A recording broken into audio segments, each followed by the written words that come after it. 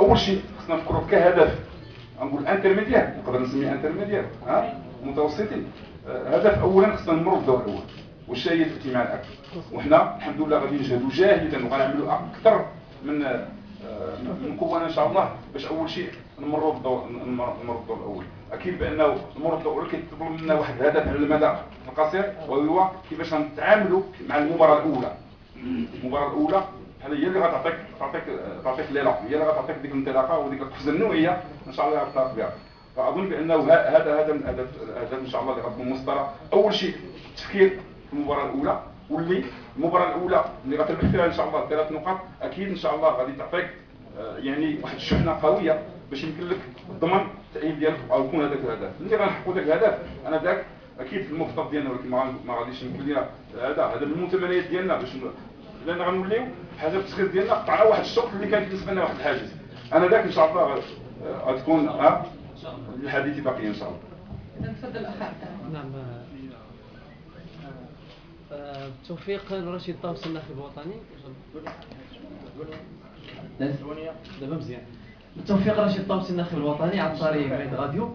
عندي سؤالين بصراحه صاروا زوينين كما نقولوا. السؤال الاول كيتعلق كثرت الهضره بزاف على العميد الاسود حسين خرجه.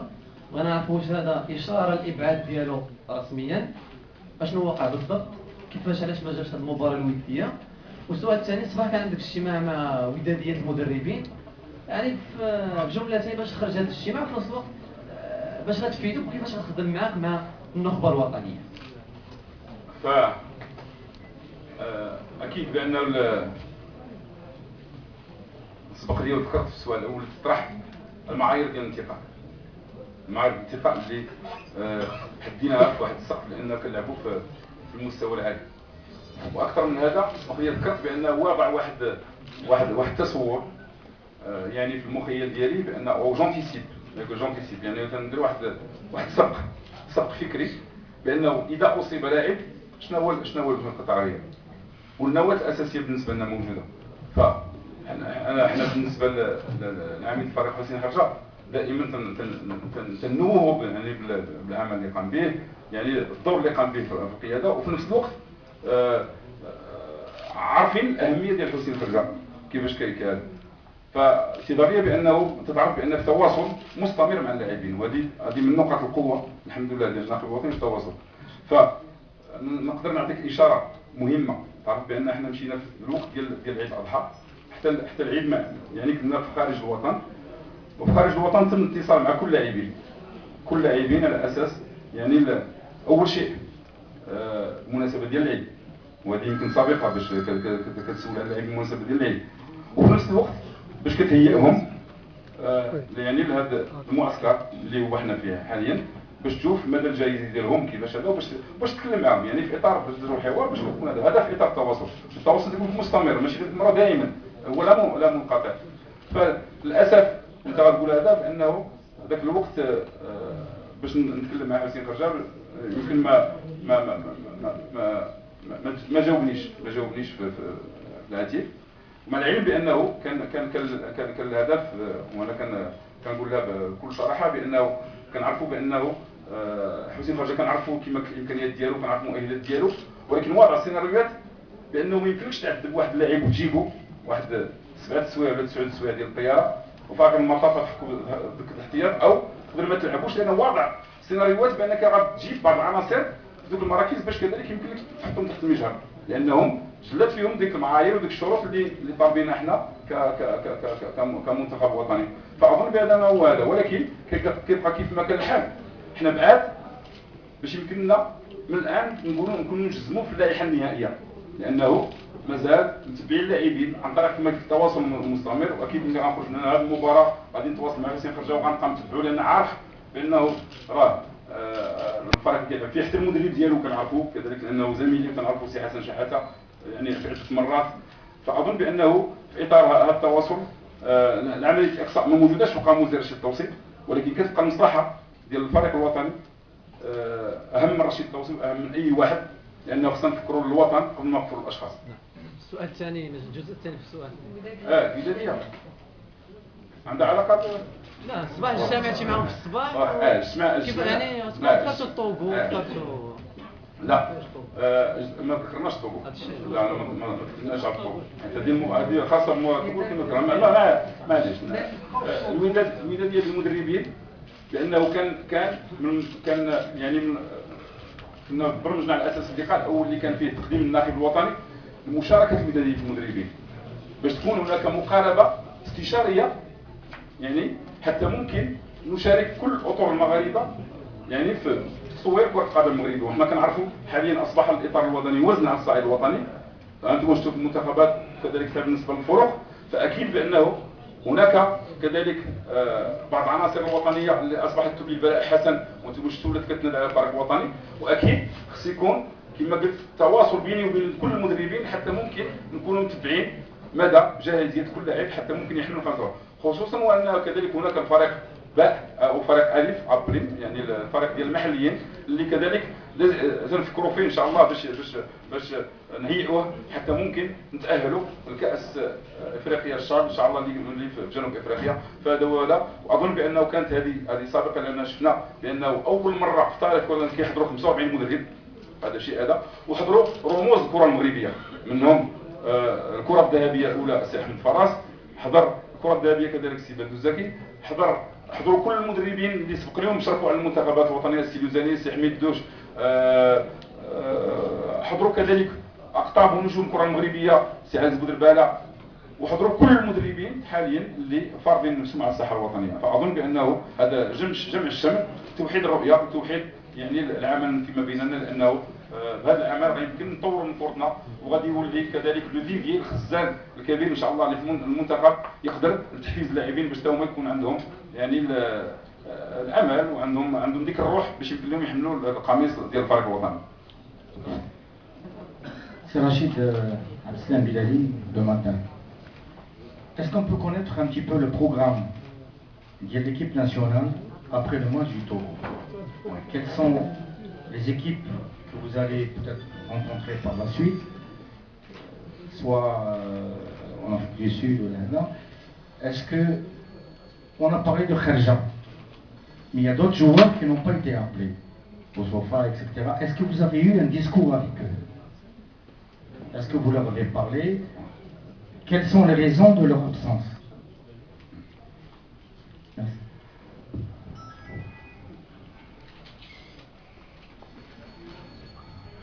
Oui. Alors, comme j'ai dit auparavant, c'est qu'on ne veut pas, je ne veux pas dire dévoiler, mais on ne veut pas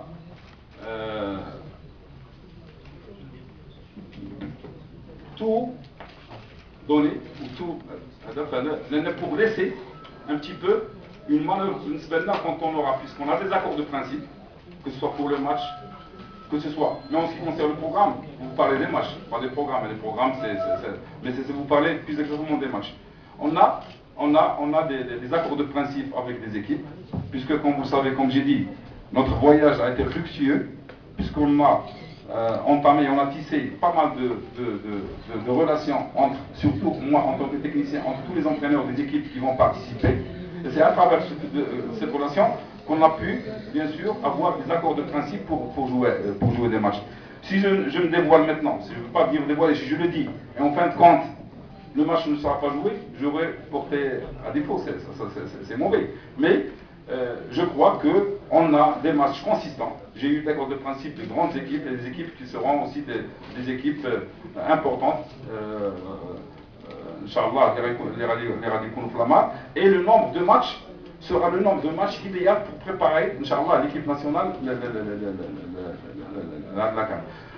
Et comme ça, qu'on se fixe, باش نضربوا معيد ان شاء الله باش نديروا لقاء ما نديروش غير واحد دابا ونساليو السنه هذا باش نضربوا موعد on se fixe un rendez-vous inchallah avant inchallah la CAN pour faire un point de presse ولا واحد الندوه صحفيه باش ديك الساعه يكونوا عندنا المسائل يعني مطرزه كما تقولوا يعني مغيزه تكون المسائل مغيزه ذلك en ce qui concerne le départ en Afrique du Sud تتفرضوا علينا توجور التواريخ الفيفا اللي كتعطيك je vais attaquer FIFA 15 jours avant la compétition, et en plus, on sait que les joueurs sont contractuels avec le club. Il y a les dates FIFA et il y a aussi le relation joueur avec son club et relation joueur avec l'équipe nationale. Alors il faut savoir comment faire une certaine gymnastique entre tout ça pour que tout le monde soit à l'aise. L'équipe à qui il appartient le joueur sera à l'aise pour garder le très bon contact. Le joueur viendra à l'aise puisqu'on ne doit pas le priver encore plus de ses vacances hivernales. Et en plus, nous aussi, on ne va pas laisser une journée de plus ce que nous donne la FIFA pour faire venir le joueur. Et tout cela va se faire avec, dans des bonnes conditions, c'est-à-dire pas avec une frustration, pas avec, ça va se faire avec les règles de l'art. C'est par rapport aux autres joueurs. Oui. Là, oui, toujours, comme j'ai dit, j'étais en contact, que ce soit avec Boussofa, avec Kharja, que malheureusement n'a pas, et toujours en contact avec eux. Je les suis à travers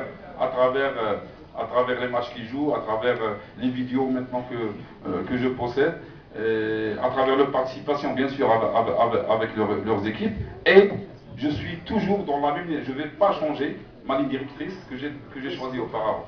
Et la ligne directrice, c'est que les critères de choix qui ne changeront jamais, et c'est des principes que je ne changerai jamais, mais c'est une source aussi de motivation pour que ce joueur, quand il vient dans l'équipe nationale, il viendra avec un amour pour porter le drapeau, pour porter le maillot de l'équipe nationale.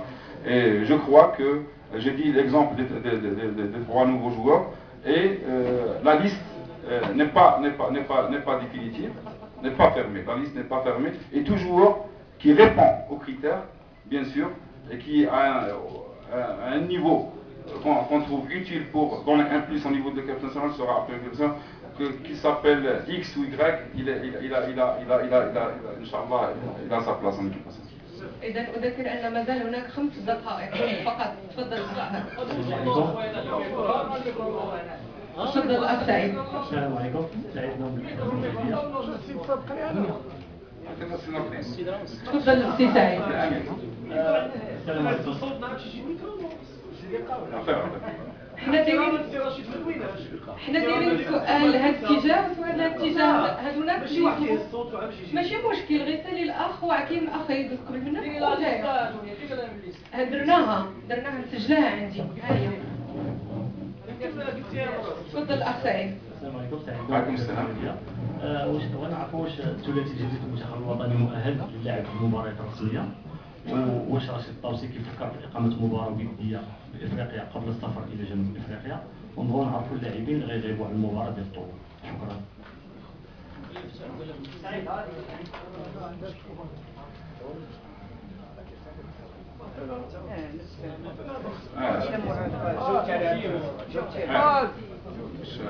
لا اظن بانه احنا كما قلت في الاول دائما كنا نكرر، حنا كنمشيو مع تواريخ الاتحاد الدولي، تواريخ فيفا محتمه علينا المباراه اللي لعبوها، واكيد بانه الاختيارات ديالنا نلعب مع منتخبات افريقيه، ما غادي يكونش من غير المنتخبات الافريقيه. هذا واكثر من هذا، الى اتاحت لنا الفرصه حنا باش نلعبوا مباريات، يعني في المعقل فين تكون البطوله الافريقيه، علاش نبحث انا على من ناحيه الطقس ومن ناحيه الكليما ومن ناحيه كل شيء، علاش نبحث انا على مكان اخر؟ لان في اخر المطاف يعني الحلبه فين غتكون؟ جنوب افريقيا. علاش غنختار انا هذا؟ فيما يخص الغيابات سبق وان ذكرت بانه جاي وانتم شفتوا كتبعوا، انتم راكم تتبعوا عن طريق الوثائق ديالكم بان لاعب العطيه راه ما تيلعبش مؤخرا، يعني مصاب ولكن غادي يحضر. الخبر اللي جانا وهو السعيدي مصاب، ولكن ما نقدرش ناكد لكم على ما لعبش، تنجي والطبيب الفريق المنتخب الوطني ولا غادي يعطيني يعني التشخيص ديال الحاله ديالو الصحيه باش ممكن يلعب او ما يلعبش. فهادو جوج العناصر اظن اللي حاليا هذا. فيما يخص العناصر، علاش انا كنستدعيها؟ واش نستدعيها باش نشوفها؟ تنستدعيها باش كما قلت نلعبها باش نعرف مدى جاهزيتها، لانه واش كتظن بان اي مدرب كيجي يلعب اللاعب مباشره في مباراه رسميه الا ما جربوش في مباراه وديه؟ فالمباراه الوديه علاش كتعمل؟ باش تجرب لاعبين داخل المنظومه، داخل هذا، باش تشوف يحصل كما قلت العنصر اللي جد مهم عامل النتيجه مع اللاعبين. فاظن بانه مهما حضر باش نكون انا يعني غادي في نفس لا لين ديريكتريس، راه كيخضع للمعايير اللي واضعينها. اللي حضر راه كتجلى فيه المعايير وراه يستاهل باش يكون في هذا. السي رشيد محمد نبي راديو مارس بغينا جواب مباشر وصريح. انا راه قبل من هذا السيد هذا ما السؤال ديالو احتراما لا يطرح السؤال ديالو انت وغيكون السؤال الاخير وغادي نقفلوا به اللقاء. جواب مباشر الله يجازيك بخير السي رشيد، حيت حتى تقدر تكون ما مقتنعش بالخرجه. دونك واش رشيد الطوسي باغي يخرج ولا ما باغيش؟ جواب مباشر. ثم السؤال الثاني حول مهدي قرناص واللاعب اللي هو النملي، شنو هي المعايير ديال الاستدعاء ديالهم، خاصه ما كانوش مع اللاعبين الاولين اللي كانوا في البطوله. والنملي تنعرفوا عنده ان شونجمون دو بوست، سي با سون بوست كيقولها انه المركز ديالو هو مؤقت، راه تما المغرب تيطلع يكون عندنا لاعب جاهز داك البوست. دونك جواب مباشر، واش رشيد الطوسي مقتنع بالخرجه ولا ما مقتنعش به وما نحقق، ومهدي النملي ومهدي قرناص معايير الاستدعاء ديالهم. وشكرا.